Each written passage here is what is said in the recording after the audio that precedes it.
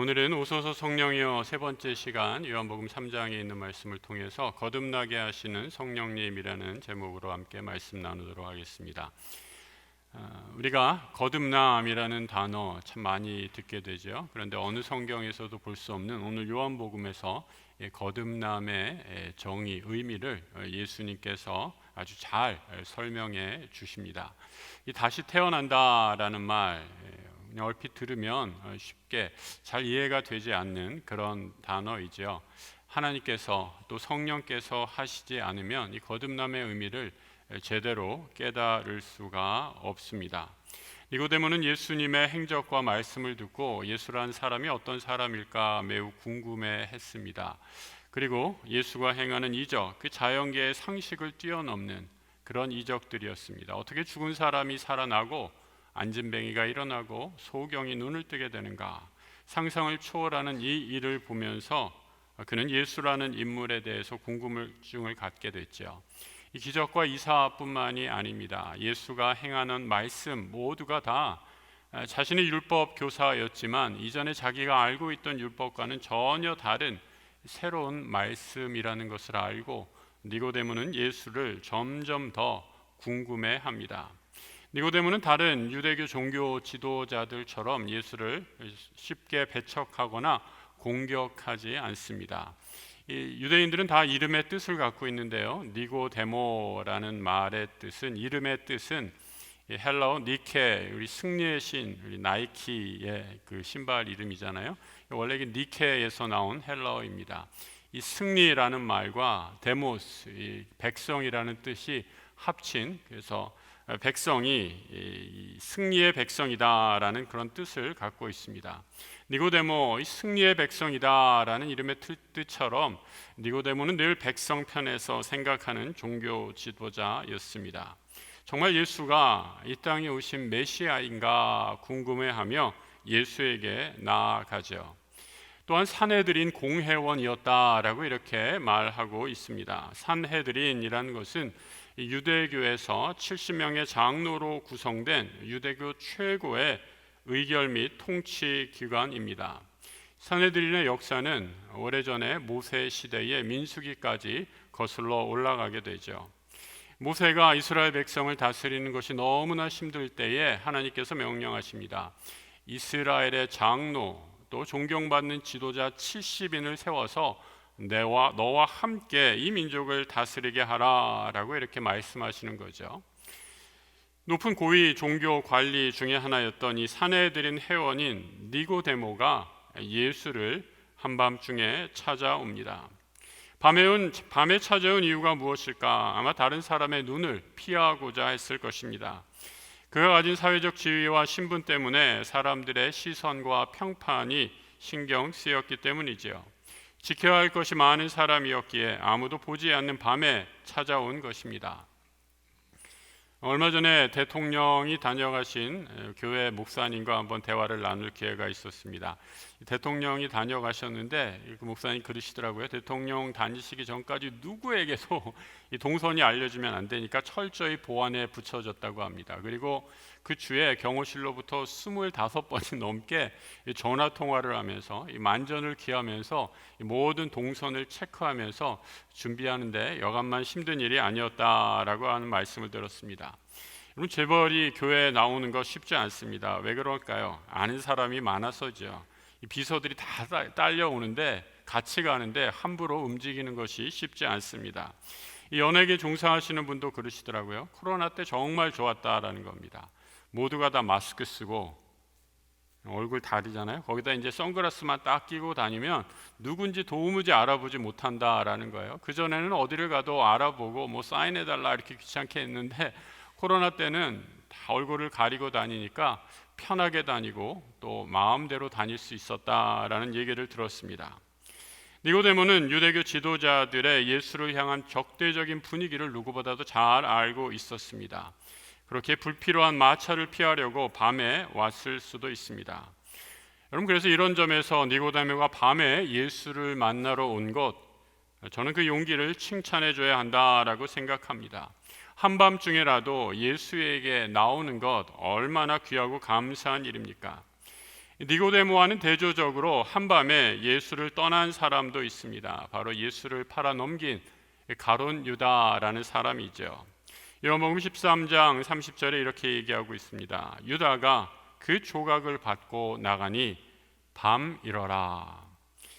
그 조각을 받은 후다 예수님이 마지막 제자들과 만찬을 하시고 떡을 떼어 나눠주셨는데, 그 조각을 받자마자 밤에 어둠의 깊은 곳에 들어가서 예수를 떠난 가룟 유다의 모습을 보여주고 있습니다.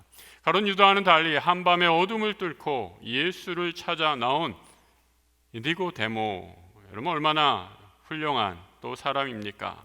성도 여러분, 주님의 음성이 들린다면 밤이나 낮이나 가릴 것 없이 주께 나오는 우리가 되기를 바랍니다. 우리 주님, 내가 늦었다고 결코 야단치거나 혼내시는 분이 아니십니다. 주님의 음성, 내 귀에 들리는 그때가 예수께서 나를 불러주시는 때임을 기억하고 주께로 나아가는 우리 모든 성도들 되시길 우리 주님의 이름으로 축복합니다. 마침내 예수를 만난 이 니고데모가 예수와 나눈 대화입니다. 오늘 2절에 이렇게 말씀하죠. 그가 밤에 예수께 와서 이르되 랍비여, 우리가 당신은 하나님께로부터 오신 선생인 줄 아나이다. 하나님이 함께 하시지 아니하시면 당신이 행하시는 이 표적을 아무도 할 수 없음이니이다. 니고데모는 예수를 향해 랍비라고 이렇게 부르고 있습니다. 랍비, 우리말에 선생님 정도의 뜻인데 당시 사용하는 존칭입니다. 이 제도권 종교 지도자였던, 그리고 산헤드린의 회원이었던 니고데모가 그 당시 여기저기 떠돌아다니던 복음 전도자인 예수를 향해 랍비라고 이렇게 부르는 것, 니고데모로서는 최대의 존칭을 한 것입니다. 나이도 예수보다 훨씬 더 많았을 것입니다. 니고데모는 예수에게 이렇게 묻지요. 당신이 하는 일이 정말 하나님이 함께 하시지 않고선 불가능한 일인데 정말 그러한가요? 라고 묻고 있는 것입니다. 예수가 행한 표적이 무엇이길래 니고데모가 확인코자 했던 것일까요? 오늘 우리가 읽은 것이 요한복음 3장인데 그 앞장 2장에 보면 예수님께서 행하신 아주 중요한 두 가지 사건이 기록이 되어 있습니다.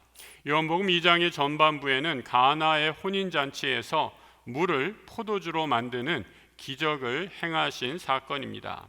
또 요한복음 2장 후반부에서 우리가 일명 성전 정화 사건이다라는 일을 예수님이 행하십니다.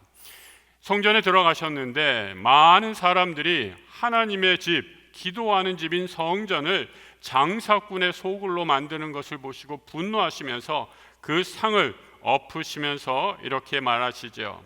요한복음 2장 16절입니다. 비둘기 파는 사람들에게 이르시되 이것을 여기서 가져가라. 내 아버지의 집으로 장사하는 집을 만들지 말라라고 하십니다. 니고데모는 예수가 성전을 내 아버지 집이다라고 말한 것을 들읍니다. 여러분, 아무나 성전을 내 아버지 집이다라고 얘기하지 않죠. 누가 내 아버지 집이라고 얘기할 수 있습니까? 아들만이 성전을 내 아버지의 집으로 일컬을 수 있는 거죠. 시편에 그래서 성전을 사모하는 열정이 나를 삼키리라 라고 기도했던 것처럼 내 아버지의 집 성전을 더럽히는 무리를 향해 예수는 분을 발하고 계신 것입니다.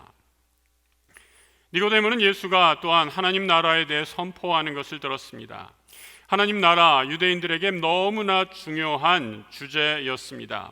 메시아, 하나님이 다스리시는 나라가 이 땅에 세워질 것입니다. 언제인지 모르지만 이스라엘의 수많은 예언자들이 메시아가 이 땅에 오시면 언젠가 이 땅에 하나님이 통치하시는 그 나라가 세워질 것을 굳건히 믿었던 사람이지요. 예수는 니고데모의 이러한 모든 궁금증을 미리 아셨다는 듯이 오늘 본문에서 이렇게 말씀하십니다. 오늘 5절 말씀 같이 한번 읽어보겠습니다. 예수께서 대답하시되 진실로 진실로 내게 이르노니 사람이 물과 성령으로 나지 아니하면 하나님의 나라에 들어갈 수 없느니라. 다시 태어난다, 무슨 말인가? 모태에 다시 들어간다라는 뜻이 아니죠. 주의 보혈을 상징하는 물과 그 죄를 깨끗하게 씻고 내 죄를 깨끗하게 해주시는 성령 세례로 다시 태어나는 새로운 인간 존재가 되는 것을 의미합니다. 주님이 물과 성령으로 깨끗하게 하신 것, 이미 오래전에 에스겔 선지자를 통해서 예언하신 말씀을 성취하신 것입니다. 에스겔 36장 25절 이하의 말씀 또 한번 같이 읽어보겠습니다. 맑은 물을 너희에게 뿌려서 정결하게 하되 곧 너희 모든 더러운 것에서와 모든 우상 숭배에서 너희를 정결하게 할 것이며 또 새 영을 너희 속에 두고 새 마음을 너희에게 주되 너희 육신에서 굳은 마음을 제거하고 부드러운 마음을 줄 것이며 또 새 영을 너희 속에 두고 너희가 내 규례를 지켜 행할지라. 주님은 예수의 거룩한 피로 우리를 깨끗하게 하십니다. 그리고 깨끗해진 내 몸과 마음에 하나님의 영, 예수의 영, 성령을 부어주시겠다 약속하십니다. 이 놀라운 말씀이 이제 예수 그리스도에 의해 실현되고 성취되는 것입니다. 예수의 영, 성령이 임하는 순간 어둠에서 빛으로, 죽음에서 생명으로 거듭나게 되죠. 이를 보여주신 또 하나의 환상이 에스겔 37장에 그대로 이어지고 있습니다. 사람의 힘으로는 불가능합니다. 그런데 죽은 골짜기, 뼈다귀의 골짜기에서 생기가 불게 되자 하나님의 영이신 성령이 불어오자 그 마른 뼈들이 살아나 생명이 되는 사건이죠. 37장 9절의 말씀 또 같이 읽어봅니다. 인자야 너는 생기를 향하여 대언하라. 생기에게 대언하여 이르기를 주 여호와께서 이같이 말씀하시기를 생기야 사방에서부터 와서 이 죽음을 당한 자에게 불어서 살아나게 하라. 여러분, 생기라는 단어 오래전에 한번 보신 적 있으십니까? 이 구약의 창세기에 3장에서 하나님이 아담과 하와를 지으실 때 흙으로 지으시고 그 코에 생기를 불어 넣으셨다라고 말씀하죠. 여기서 생기라는 말 히브리어 루아흐의 번역입니다. 성령으로도 번역될 수 있는 단어이죠. 성령, 하나님의 영을 불어 넣게 되자 온전한 사람이 되었다라고 말씀하는 거죠. 인간은 이렇게 하나님의 영인 성령을 통해 온전한 생명을 누리게 됩니다. 육은 우리를 죽게 하지만 영은 우리를 살리십니다. 이제 점점 여름이 다가오고 있습니다. 여러분, 더운 여름, 여러분은 어디에서 생기를 얻으십니까? 땀을 뻘뻘 흘리는 더운 여름에 시원한 에어컨 바람 밑에 들어가면 곧 생기가 돌죠. 그리고 시원한 냉수, 아이스크림, 더운 여름에 꼭 필요한 것들입니다. 선지자가 죽은 뼈에 불어넣은 생기는 이런 것들과는 차원이 다른 것입니다. 시원한 에어컨 바람은 잠시 우리의 더위를 식혀주겠지만 지친 영혼을 살리는 생명의 영은 바로 성령 하나님이시죠.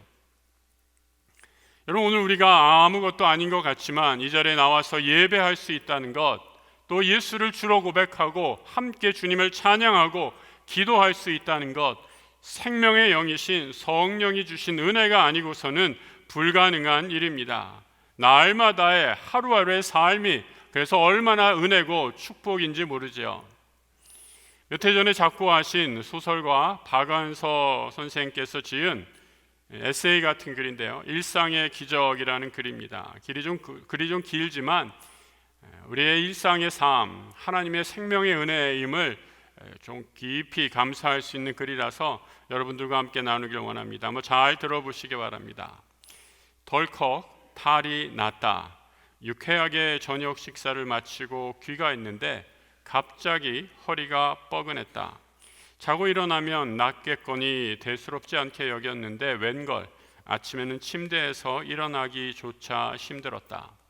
그러자 하룻밤 사이에 사소한 일들이 굉장한 일로 바뀌어 버렸다. 세면대에서 허리를 굽혀 세수하기, 바닥에 떨어진 물건을 줍거나 양말을 씻는 일, 기침을 하는 일, 앉았다가 일어나는 일이 내게는 더 이상 쉬운 일이 아니었다. 별 수 없이 병원에 다녀와서 하루를 빈둥거리며 보냈다.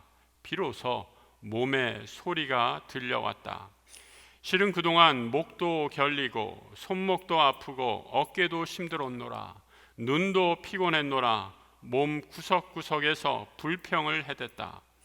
언제까지나 내 마음대로 될 줄 알았던 나의 몸이 이렇게 기습적으로 반란을 일으킬 줄은 예상조차 못했던 터라 어쩔 줄 몰라 쩔쩔매는 중이다.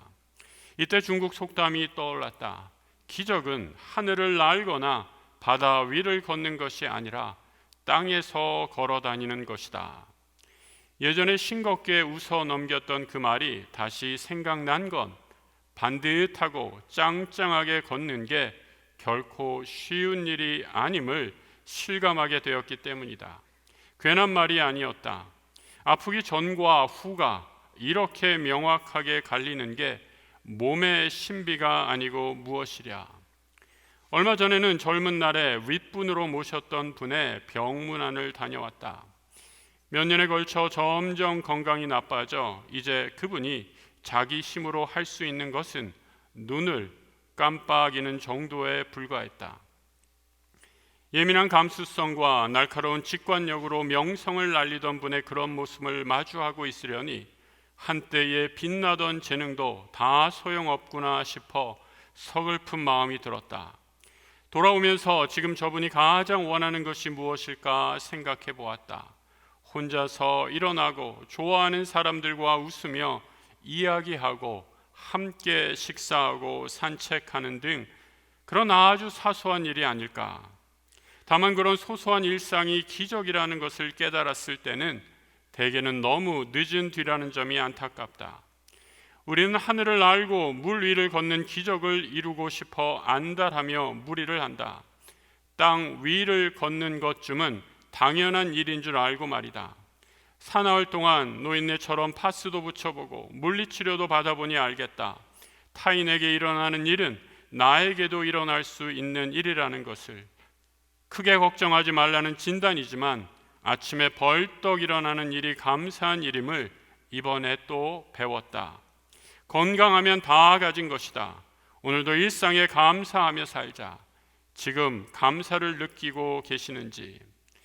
우리는 입으로는 감사를 외치지만 진정으로 느끼는 사람은 적은 것 같다.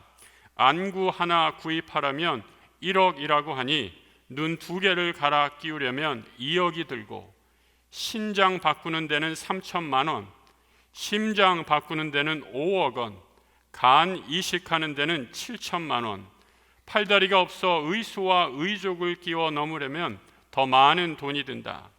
지금 두 눈을 뜨고 두 다리로 건강하게 걸어다니는 사람은 몸에 51억 원이 넘는 재산을 지니고 다니는 것과 같다. 도로 한가운데를 질주하는 어떤 자동차보다 비싼 훌륭한 두발 자가용을 가지고 세상을 활보하고 있다는 기쁨을 우리는 잊지 말아야겠다. 그리고 갑작스런 사고로 앰뷸런스에 실려갈 때 산소호흡기를 쓰면 1시간에 36만 원을 내야 한다니 눈, 코, 입 다 가지고 두 다리로 걸어 다니면서 공기를 공짜로 마시고 있다면 하루에 860만 원씩 버는 셈이다. 우리들은 51억 원짜리 몸에 하루에 860만 원씩 공짜로 받을 수 있으니 얼마나 감사한 일인가. 그런데 왜 우리는 늘 불행하다고 생각하는 걸까? 그건 욕심 때문이다. 감사하지 못하는 사람에게는 기쁨이 없고 기쁨이 없이는 결코 행복할 수 없다. 감사하는 사람만이 행복을 누릴 수 있고 감사하는 사람은 행복이라는 정상에 이미 올라가 있다. 오늘부터 지금부터 숨 쉴 때마다 감사의 기도를 드리자. 51억짜리 몸 860만 원 공짜 받는 날 웃으며 행복하게. 여러분 동감하십니까? 우리가 이 자리에 주일날 건강한 모습으로 걸어서 나오는 것, 또 함께 예배할 수 있다는 것, 또 내 코로 숨을 쉬고 있다는 것, 하나님이 베풀어 주신 얼마나 큰 은혜요 축복임을 생각할 때 감사밖에 할 수 없음을 깨닫게 됩니다. 이 은혜를 누리며 늘 감사하는 성도들 되시기를 축복합니다. 전적인 하나님의 은혜요 축복이지만 우리가 꼭 해야 할 일이 있습니다. 오늘 주님이 오늘 말씀에서 가르쳐 주는 것이죠. 거듭나게 하시는 일, 성령만이 하시는 일입니다. 바람이 어디로 불고 어디로 가는지 알 수 없듯이 성령의 축권으로 우리는 거듭남의 은혜를 누리게 됩니다. 그러면 우리는 아무 할 것 없이 그냥 가만히 멍하고 앉아만 있으면 되는 것인가? 그렇지 않죠.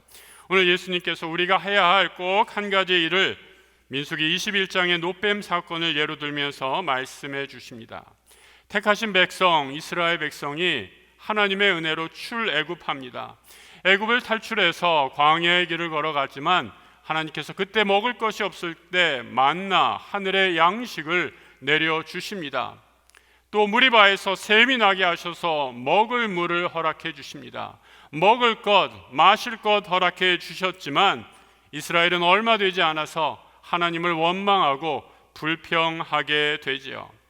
하나님이 택하신 백성, 선민이다라고 할 만한 믿음이 그들에게 없는 것을 보시고 하나님 진노하셔서 불뱀을 내리십니다. 불뱀을 보내 모든 이스라엘 백성을 물게 되었을 때 그들이 죽게 되며 신음하게 되자 하나님께 살려달라라고 기도하게 되죠. 하나님, 우리가 범죄했습니다. 이 뱀들을 우리에게서 떠나게 해 주십시오. 간절한 기도에 하나님 다시 자비를 베푸셔서 피할 길을 내어 주십니다.